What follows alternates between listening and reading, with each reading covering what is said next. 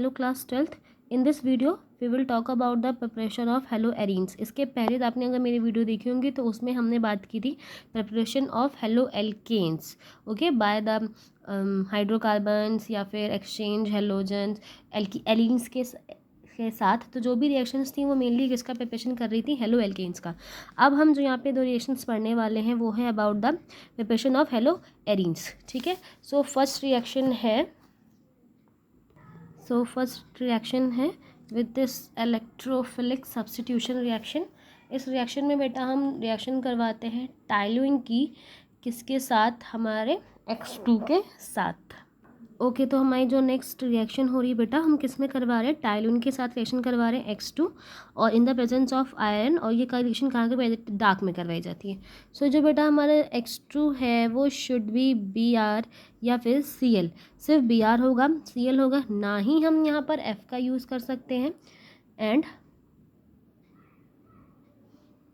ना ही हम यहाँ पे F2 का यूज़ करेंगे, ना ही हम I2 का यूज़ करेंगे बिकॉज ऑफ सम रीज़न। वो मैं भी रीज़न क्लियर कर रही हूँ। Okay, so first reason why we are not using F2 वो ये बेटा कि F2 हम यहाँ पे यूज़ इसलिए नहीं करते बिकॉज F2 क्या हो जाता है, मोर रिएक्टिव इन नेचर हो जाता है। बिकॉज F2 मतलब टू स्मॉल न्यूक्लियस हैं किसके, फ्लोरीन के। वो आपस में क्या कर लिए उन्होंने रिएक्शन। फ्लोरीन के साथ बेटा प्रॉब्लम ये है कि वो बहुत छोटा एलिमेंट है अपने ग्रुप का एंड वो क्या करता है, जैसे ही उसका सेल कंप्लीट हो गया तो वो नेक्स्ट आगे रिएक्शन करने को वो प्रेफर ही नहीं करता है।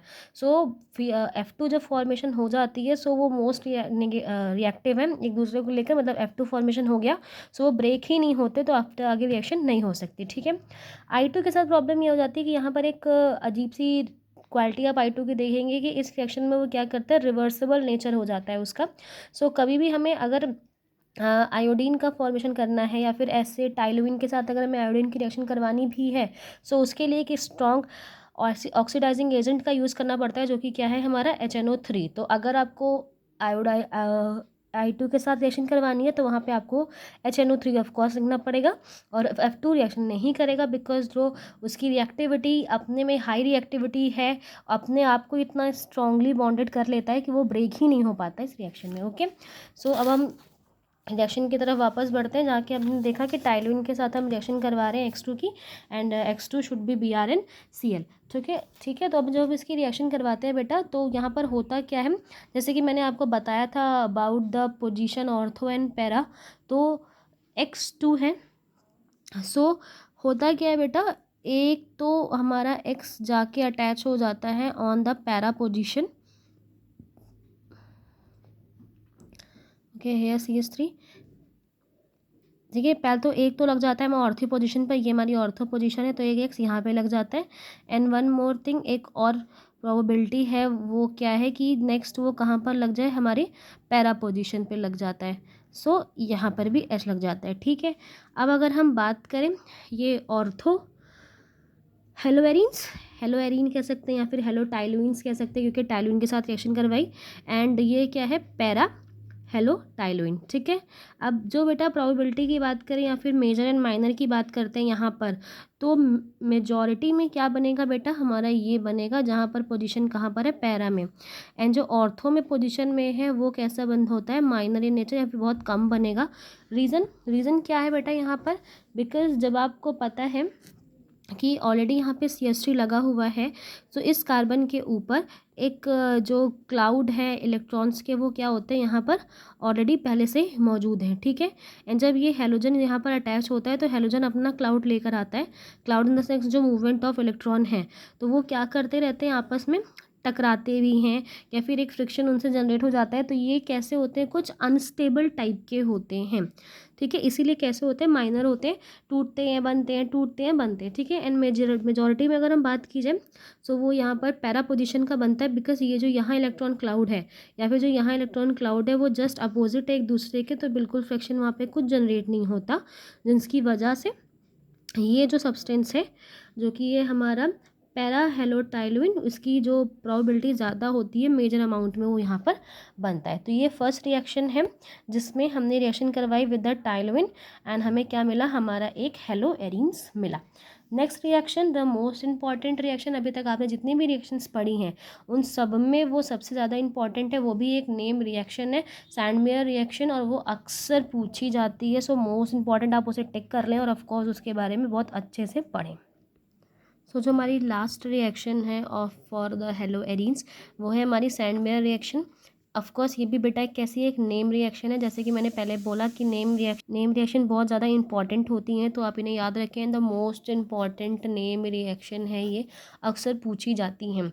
सो इस रिएक्शन में क्या हुआ था, बिकॉज द साइंटिस्ट ने जो सैंडमेयर रिएक्शन करवाई थी, सो इस रिएक्शन में उन्होंने यूज़ किया था एरोमेटिक एमीन का। सो now I am going to make aromatic amine।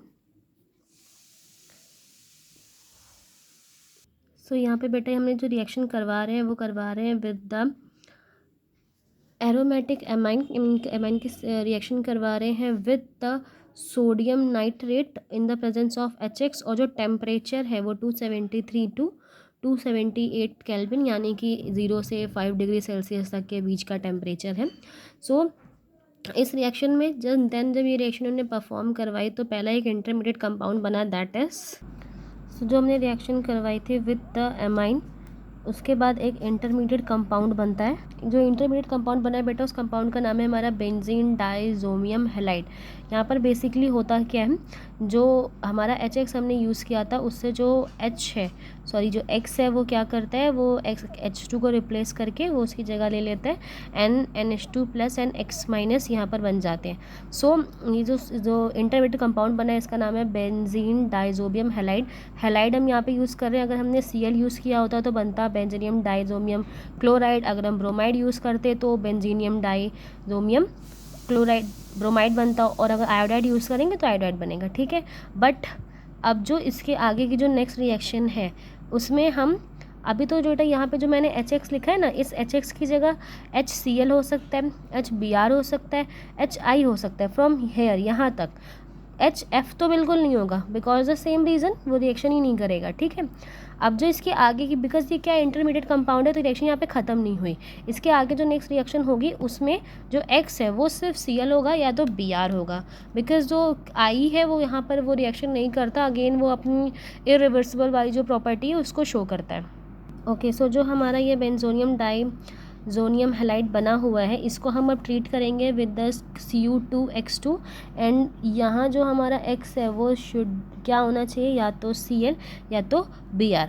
अब इसके बाद होता है क्या है बेटा, जो हमारा एमाइन है वहाँ पर क्या लग जाता है, हमारा जो X है जो कि हमने इस रिएक्शन में यूज़ किया या तो Cl या तो Br, वो जाके वहाँ पे लग जाता है, एंड जो N2 है वो प्रॉपर इस एमाइन ग्रुप से अलग हो जाता है, ठीक है। तो ये रिएक्शन परफॉर्म किसने की थी, सैंडमेयर ने, अकॉर्डिंग टू, इसीलिए उनके नाम पर है, जिन्हें आपको याद रखना है कि एमाइन की रिएक्शन करवाई गई है, देन उसके बाद एक इंटरमीडिएट कंपाउंड बन रहा है, एंड देन इंटरमीडिएट की कंपाउंड की रिएक्शन अगेन Cu2X2 से करवाई, देन हमें एक क्या मिलता है, हमारा हेलो एरीन मिलता है। ओके, एक और रिएक्शन है, जैसे कि अभी मैंने आपको बोला कि इस रिएक्शन के बाद अगर जो उनकी मेन रिएक्शन थी जिसमें हमने कॉपर और हैलाइड का यूज़ किया था, अगर कॉपर हैलाइड का यूज़ ना करें तो हम अगर उसकी जगह हम यहाँ पे पोटेशियम आयोडाइड का यूज़ करें, सो हमें एक हमारा अगर हम वहाँ पे पोटेशियम आयोडाइड का यूज़ करें तो हमें क्या मिलेगा, एक आयोडोबेंजीन मिलेगा, यानी कि हम आयोडीन के साथ भी उसकी रिएक्शन करवा सकते हैं। Okay, that is our intermediate compound, जैसे कि आपको यहाँ भी देखने को मिल रहा है। अगर हमने यहाँ पर Cu2X2 से रिएक्शन करवाई तो वहाँ पर I नहीं होना चाहिए, बट अगर हम इसी इंटरमीडिएट कंपाउंड की रिएक्शन हम पोटेशियम आयोडाइड के साथ करवाते हैं तो हमें यहाँ पर हमारा क्या मिलता है, आयोडोबेंजीन में देखने को मिलेगा, ठीक है, आयोडोबेंजीन मिलेगा, N2 अलग हो जाएगा, और जो हमारा K यहाँ बचा हुआ है एंड जो यहाँ से X रिप्लेस होगा वो उसके साथ रिएक्शन करवा के KX बन जाएगा, ठीक है। जो भी यहाँ पर हो, Cl भी हो सकता है, Br भी हो सकता है, तो वो यहाँ पे हमें देखने को मिल जाएगा, ठीक है।